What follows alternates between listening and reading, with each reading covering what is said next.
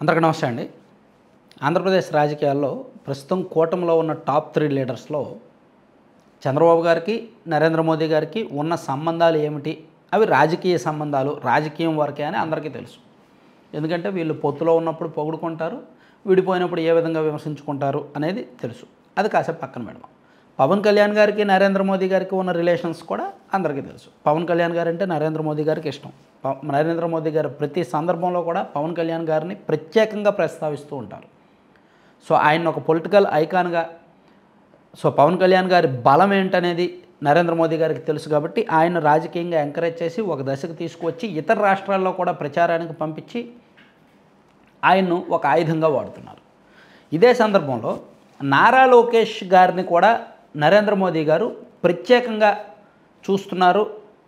అంటే ఒక రకంగా కనెక్ట్ అయ్యారు. మోదీ గారికి, లోకేష్ గారికి ఒక కనెక్టివిటీ బాగా కుదిరింది అని చెప్పుకోవచ్చు. అది ఎంతగా కుదిరిందంటే, కేంద్ర మంత్రులతో ఎవరితో అయినా సరే యాక్చువల్లీ మాట్లాడాలంటే సీఎం గారు మాట్లాడతారు ఎక్కువగా. కానీ లోకేష్ గారు ఈ మధ్య కేంద్ర మంత్రులతో డైరెక్ట్ మాట్లాడుతున్నారు. ఫోన్లో మాట్లాడాలన్నా సరే ఏ శాఖలకు సంబంధం లేకుండా. ఎందుకంటే అది పీఎంఓ నుంచి అందరు కేంద్ర మంత్రులకు ఆదేశాలు. నారా లోకేష్ ఏదైనా పని చెప్తే రెస్పాండ్ అవ్వాలి అని. ఆంధ్రప్రదేశ్లో పవన్ కళ్యాణ్ గారు, చంద్రబాబు గారితో సహా నారా లోకేష్ గారు కూడా సెంట్రల్ గవర్నమెంట్లో అందరు మంత్రులతో కూడా ఇంటరాక్ట్ అవ్వచ్చు, మాట్లాడే కనెక్టివిటీ పీఎంఓ నుంచి అందరు మంత్రులకు ఆదేశాలు వెళ్ళాయి. అలాగే లోకేష్ గారు అపాయింట్మెంట్ కోరినా సరే ఇమీడియట్గా ఇస్తారు. అది కూడా జరిగింది. ఇదంతా ఎందుకంటే ఒక 4-5 నెలల కిందట నారా లోకేష్ గారు ప్రధానమంత్రి నరేంద్ర మోదీ గారితో భేటీ అయ్యారు. దాదాపుగా 1:20 నిమిషాల పాటు వీళ్ళిద్దరి మధ్య ఫస్ట్ టైం, వాళ్ళిద్దరి మధ్య 1-to-1 మీటింగ్ అదే ఫస్ట్ టైం. ఆ తర్వాత మరో సందర్భంలో 2 నెలల కిందట వెళ్ళారు. ఆ తర్వాత అనేక సందర్భాల్లో ప్రధానమంత్రి గారు ఏపీకి వచ్చిన ప్రతిసారి కూడా లోకేష్ గారిని ప్రత్యేకంగా ప్రస్తావిస్తూ ఉంటారు, ప్రత్యేకంగా అభినందిస్తూ ఉంటారు. సో ఎందుకంటే ఆ కనెక్షన్, ఆ బాండింగ్ అలా కుదిరిందనమాట. లోకేష్ గారు కూడా నరేంద్ర మోదీ గారిని ఉద్దేశించి కొంచెం పొగడ్తలు ఇవన్నీ కూడా ఎక్కువగానే ఉంటాయి. అయితే ఈ బాండింగు, ఈ కనెక్టివిటీ మన రాష్ట్రానికి ఏంటి ఉపయోగం అంటే, ఖచ్చితంగా కేంద్ర ప్రభుత్వం మనకి పెట్టుబడుల విషయంలో, విదేశీ సంస్థలు ఆంధ్రప్రదేశ్కు పెట్టుబడులు పెట్టే విషయంలో, ఎఫ్డిఐలు వచ్చే విషయంలో కేంద్రం మనకు చేయూతనిస్తోంది. ఎక్కడ అడ్డుపుల్ల వేయట్లా, ఎక్కడా కూడా మరో రాష్ట్రానికి తీసుకెళ్లే డైవర్ట్ చేసే ఆలోచన చేయట్లా.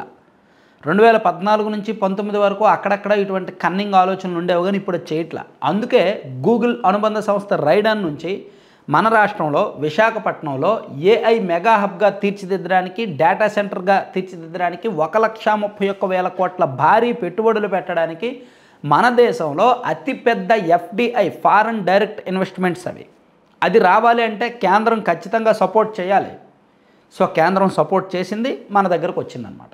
దానికి కారణం నారా లోకేష్ గారు ప్రధానమంత్రి గారితో చెప్పారు, అండ్ కేంద్ర మంత్రులతో చెప్పారు, గూగుల్ వాళ్ళతో మాట్లాడారు, తిరిగారు, ఒప్పించారు, సక్సెస్ అయ్యారు, వచ్చింది.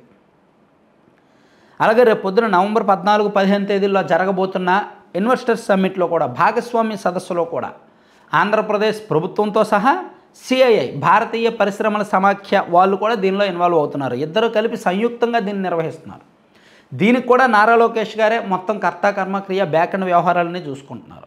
దీనిలో నరేంద్ర మోదీ గారు వస్తారు, అండ్ కేంద్ర మంత్రులు అందరూ వస్తారు, విదేశీ సంస్థల ప్రతినిధులు కూడా వచ్చే అవకాశం ఉంది. వస్తారు, చాలామంది వస్తారు, 2,000 మందికి పైగా ప్రతినిధులు వస్తారు. అంటే ఇక్కడ సెంట్రల్ గవర్నమెంట్ నుంచి మనకి ఇన్వెస్ట్మెంట్స్ పరంగా, ఇండస్ట్రీస్ పరంగా ఈ పాజిటివ్ న్యూస్ రావడానికి కారణం లోకేష్ గారు చేస్తున్న లైజనింగు, లోకేష్ గారు వ్యవహరిస్తున్న తీరు, అండ్ ప్రధానమంత్రి గారికి లోకేష్ గారికి ఉన్న బాండింగు, కనెక్టివిటీ అని చెప్పుకోవచ్చు అన్నమాట. సో ఇది అంటే మనం చెప్పుకున్న తీరిగ్గా కాదు, తేలిక కాదు. ఢిల్లీ స్థాయిలో పైరువీలు, లాబింగ్లు చాలా కఠినంగా ఉంటాయి. అక్కడ చాలా మైన్యూట్ లెవెల్లో అబ్జర్వేషన్స్ ఉంటాయి.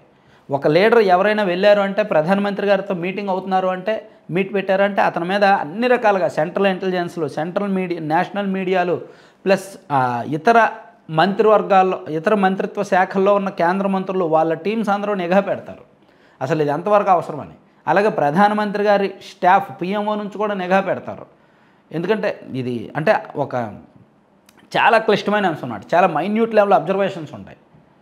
ఎంతవరకు ఉపయోగం, అసలు వీళ్ళతో బాండింగ్ ఉండాలా లేదా, ఇవన్నీ చూస్తారు.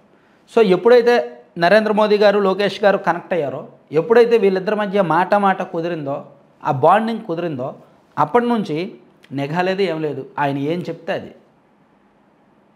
ఈయన అడగడం, ఆయన ఇవ్వడం. సో అంటే ఢిల్లీ లెవెల్లో లోకేష్ గారు చక్రం తిప్పడం మొదలైందని చెప్పుకోవచ్చు. పరిపాలనా పరంగా, రాజకీయ పరంగా, ఇండస్ట్రీస్ పరంగా అండ్ ఇన్వెస్ట్మెంట్స్ పరంగా కూడా. సో అందుకే ప్రస్తుతానికి లోకేష్ గారి టైం నడుస్తోంది. దేశవ్యాప్తంగా కూడా కేంద్ర పెద్దలతో కూడా మంచి సంబంధాలు ఉన్నాయి, అన్ని శాఖల మంత్రులతో కూడా మంచి సంబంధాలు ఉన్నాయి. దానికి పర్యవసానమే ఇప్పుడు ఈ పెట్టుబడులు కావచ్చు, విశాఖపట్నంలో జరగబోతున్న మీటింగ్ కావచ్చు, విదేశీ సంస్థల నుంచి త్వరలో రాబోతున్న పెట్టుబడులు కూడా. Thank you. కంటెంట్ చివరి వరకు చూసిన ప్రతి ఒక్కరికి ధన్యవాదాలండి. మీరు ఒకసారి స్క్రీన్ మీద laddupalem.com వాళ్ళకు వచ్చిన రివ్యూస్ చూడండి, పాజిటివ్ ఫీడ్బ్యాక్, కస్టమర్స్ ఇస్తున్న ఫీడ్బ్యాక్ చూడండి. 95% అబోవ్ సబ్స్క్రైబర్స్ కానీ ఆ ప్రోడక్ట్ తీసుకొని ఆర్డర్ చేస్తున్న వాళ్ళు కానీ పాజిటివ్గా రెస్పాండ్ అవుతున్నారు. దానికి కారణం ఏంటంటే వాళ్ళు మెయింటైన్ చేస్తున్న క్వాలిటీ, వాళ్ళు మెయింటైన్ చేస్తున్న టేస్ట్, వాళ్ళు వాడుతున్న ఇంగ్రీడియంట్స్, వాళ్ళ ప్యాకింగ్ అండ్ వాళ్ళ డెలివరీ సిస్టమ్. కేవలం ఒక సామాన్య మధ్యతరగతి మహిళలు ఒక 15 మంది కలిసి చాలా సింపుల్ ఇన్వెస్ట్మెంట్స్తో ఒక ఫుడ్ మ్యానుఫ్యాక్చరింగ్ యూనిట్ పెట్టుకొని ఐఐఎంఆర్ లాంటి సెంటర్లో ట్రైనింగ్ తీసుకొని నడిపిస్తున్నారు. బాగుంది, సక్సెస్ అయింది.